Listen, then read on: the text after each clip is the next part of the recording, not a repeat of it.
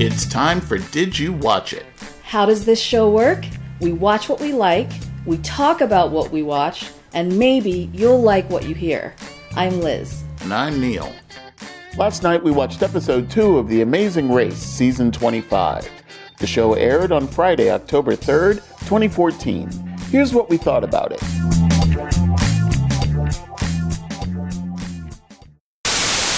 So this week, the teams go to London. Yes. Woot woot. My hometown, my people. There were 6 teams on the first flight and 4 on the second, and there was an hour and 15 minutes between the two. When they fly these gigantic amounts of miles and time, you know, it shows them kind of getting off the plane, going to the next whatever, and just running. So do they seriously have to just deal with their jet lag? Yes. There's no rest time, there's no nothing. No, this is big boy stuff. I just was wondering, it's like when we don't see them eat, I was wondering, do they eat? Are we back on that again? Seriously, I'm just trying to figure it out. Just because you don't see it doesn't mean it doesn't happen. Note to Bethany, yes, you absolutely did sound blonde. I know, but they're so cute. Okay, the thing I remember most about London is there were a lot of pretty flowers. Really? But I love them. Don't you love them? They're so adorable. Love is a strong word to use. Yeah, I don't know them that well. Oh, so. Neil. They've been married a year. They're kind of in that honeymoon stage, you know? I just love that they're super in love. You are a voyeur at heart. I am. It's uber cute. Props to Amy, the food scientist, for donating a pair of shoes to Bethany's cause, because I guess Bethany lost a shoe during one of the challenges. So, nerd power. I thought that was really cool, though. Yeah. To actually give her that, I thought was really great. Well, yeah. There you go. You know, take it out of expense account. The first flight had the dentists, the wrestlers, the surfers, the sweethearts, the cyclists, and the food scientists. Yeah. The second flight had everybody else. So they arrive in London, and they go to the Tower Bridge, and they meet some rather ornately dressed couple. I kind of didn't get it. Did you get it? No. Okay. I mean, they're the Pearly King and Queen. Yeah, they were incredibly ornately dressed. You're right. Yes. I don't know what those were, but it was good enough to get them on the show. So they get to the detour, and the options were to either participate in a traditional changing of the guard at Somerset House, or they had to make a pancake and then continuously flip it in a pan while running a lap around a marked course in under 75 seconds. I felt so bad for these people. I'm like, both of these challenges were crazy. Well, you know. So the about face portion, where they had to do the changing of the guard, was held at Somerset House, which, in addition to hosting art exhibitions and housing an open-air ice rink in the winter, the location's exterior has also appeared frequently in movies, including 2, not 1 but 2, James Bond movies, Tomorrow Never Dies and GoldenEye. Wow, you are the research king, I must say. I'm the research king, yes. And then a pancake race was held at the Victoria Tower Gardens. Yes. Which I have nothing to say about. It was beautiful. Wonderful gardens. Yes. And those pancakes reminded me of my mom's pancakes. Okay. Because they look more crepey. Well, an English pancake is a crepe. Okay. So I've never seen American flapjacks, like pancakes, till we came here. Watching them being made, and I was like, oh, I could go for some English pancakes. It's not exactly a note. It's more advice.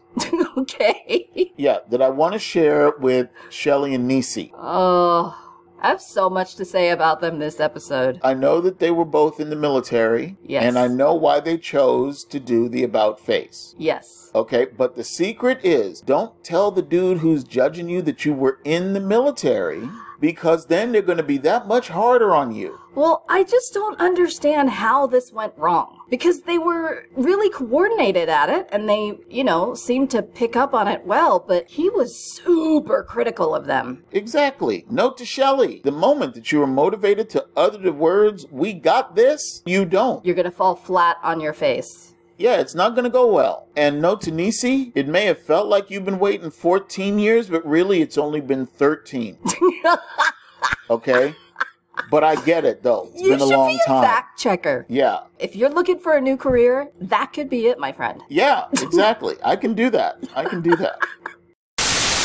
Adam and Bethany, they were on the first flight. They got there first, and they chose to do the pancake race, and it was easy peasy for them. Brilliant. I'm telling you. They just blew everyone away. And they just locked this one up. Good on them. Yes. Misty and Jim, they did about face, and even though their first attempt was kind of shaky, they recovered pretty well on their second attempt, so good on them. They finished second from the detour. I just can't do a good on them on anything because I find Jim so incredibly irritating. I'm trying to keep it positive, though.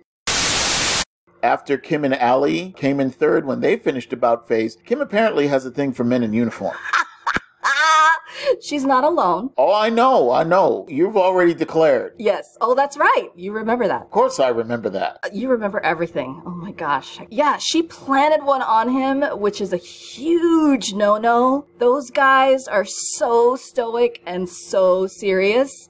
They're trained not to even flinch, not to make a face, not anything. So the fact that she planted one on him and just grabbed him and did that, oh my gosh. It was like his jawline more than anything else.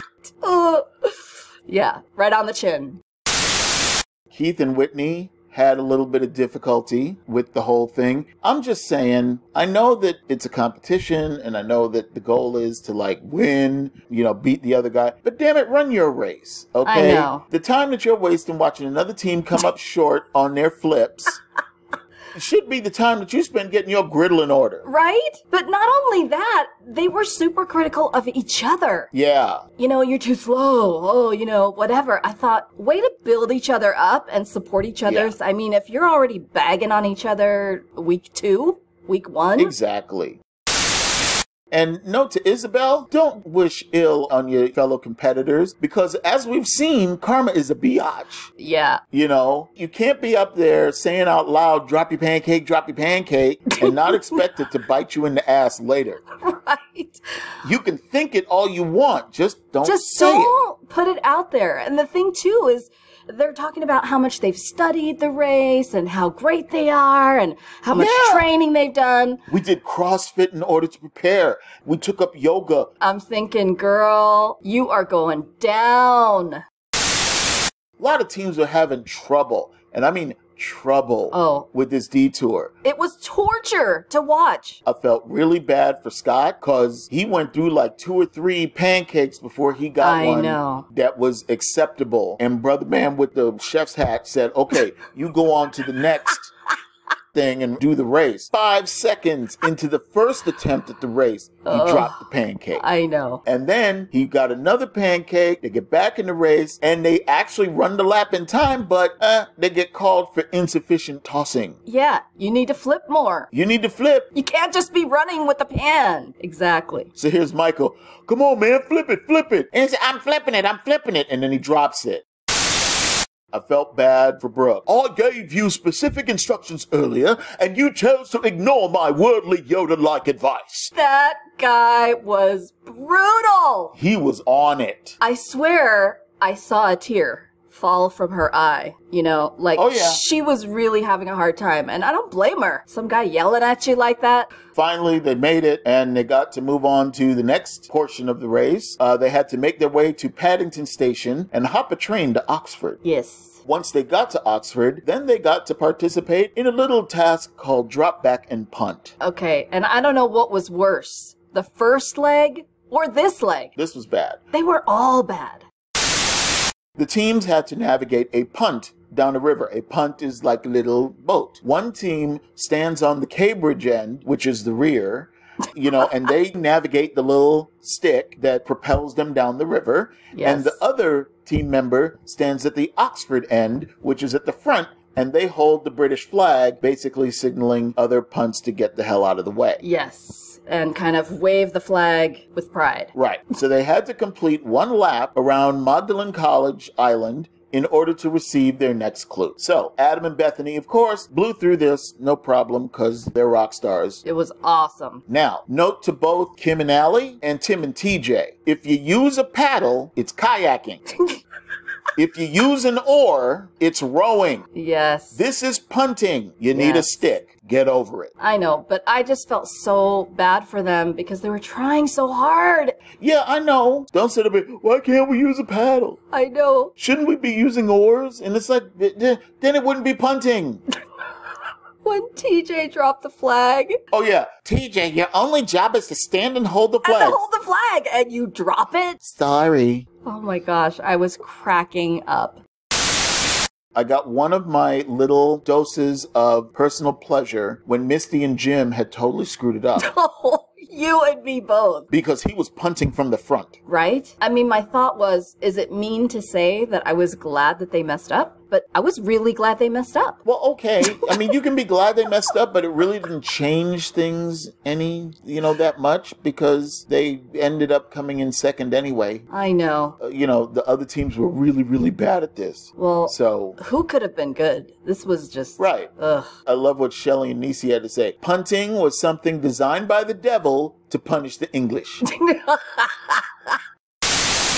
When I'm watching the old Amazing Race episodes on Hulu Plus, every episode has a title. Okay. The title typically reflects something that someone has said during that leg of the race. Okay. The title of this episode was When You Gotta Go, You Gotta Go. I didn't even see that. I just finished season 14, where one team missed out on being one of the final 3 teams because one of the team members had to literally stop at a porta potty 20 yards from the mat because she really, really, really had to go. Oh my gosh. I would have just peed myself and sprinted to the mat. I refer to that ending as the $1 million piss. Right. So for Nisi to have to lean her ass over the edge of the boat so that she could only put her ass in the water so that she could go. Yeah, man, she really, really, really had to go. She really did. And I think, haven't all of us been there? There was a lot of humor around this little punting exercise. Whitney's on the boat. You're doing great, babe. Oh, and I've only fallen in once. And down she goes. And he's like, oh, sorry, babe. And then we had the little setup to the oh-so-dramatic ending. Oh my because gosh. Shelley and Nisi and Dennis and Isabel got into like this weird convergence at a fork in the river. It was like a whirlpool. And it's like it just kept kind of like spinning around. So here's Dennis complaining to Isabel, hey, I'm dealing with all these thorns and stuff and getting to... What did Isabel say? $1 million hurts. Woo, suck it up, buttercup. I know. And then Nisi's like sitting, she's crying, and she's sitting there, I just don't know what to do. I can't control it. And then Shelley had to throw up the mama finger. Stop crying. I mean, it was like a cry-off at the end. Yeah, dueling boo-hoos. So, as we said, Adam and Bethany came in first, Misty and Jim came in second, Kim and Allie came in third. And so, from the punts, they had to make their way to Christchurch College, where they met a nice gentleman who would give them a bowler and an umbrella. Yes, or as we say in England, bowler hats and brollies. Nice. Very good. They were looking very much Mr. Steed of the non-Marvel Avengers. Or the guys in the scene from the Thomas Crown Affair. Exactly. And the bowler had the location of the next clue. Yes. And the umbrella had instructions on how to get the express pass. Yeah. It was pretty ingenious, actually. I like that little twist. Yeah. Adam and Bethany got to the gentleman first, and they decided, okay, well, we'll just go get the express pass as long as we're here. Because this is what we do. Because they're so cute. They have that option. Yeah, just exercising choices. Yes. And we're rooting for them. Kim and Allie, even though they're not blonde, they had a definite blonde moment. Yes. Because the clue said that they had to tip their bowler in order to get the next clue. Yeah. So they tipped their bowler and put it back on their head. And nothing happened. And so they tipped their bowlers again. And it's like, wait, it says tip your bowler. Tip your bowler. All right, we'll tip our bowlers. The guy is just responding in kind, and it's all kind of cute. And so the third time, the guy finally said, all right, ladies, here, I'm not going to be all obvious about it, but I'm not going to put my hat back on my head. Look inside. There's writing. Oh, I hate to say it, but that probably would have been me. Inside the bowler, it said they had to go to Churchill's birthplace, which is Blenheim Palace, and that was the pit stop for this leg of the race. Whereas the express pass was located at the Bear Inn. Lot of crying. I don't think I've ever seen this much crying between the last two teams trying to get to the pit stop. And they kept going back and forth between each couple, you know, and I was just, oh my gosh. Crazy. So we get to Blenheim, and Adam and Bethany came in first. Yay. Obviously. Travelocity is sending them to the Ice Hotel in Sweden. I'm a little jealous. That's one of those places that I've always been curious about going, because I don't mind being cold. I don't either. Misty and Jim came in second. Kim and Allie came in third. Unfortunately, we have to say goodbye to Dennis and Isabel because all the preparation in the world won't necessarily prepare you to be eliminated from the Amazing Race. And never be too sure of yourself. Never, ever, ever. It's like just because you do the homework, you can still fail the test. Exactly. All right, so next week is Scotland. Yes, I'm excited about that. Because, you know, it's like a whole bunch of sheep. Is Shropshire a popular sheep growing place? That I wouldn't know. Okay. I just know the sheep are cute and they're fun to watch. And Scotland and Ireland have a lot of sheep and rolling green hills, which are beautiful. Well, there you go. That's all I know. That's our time for today. You can follow us on Twitter at @DidTheLetterU_Watch-It. You can also find us at iTunes. Let us know what you think. Thank you for listening.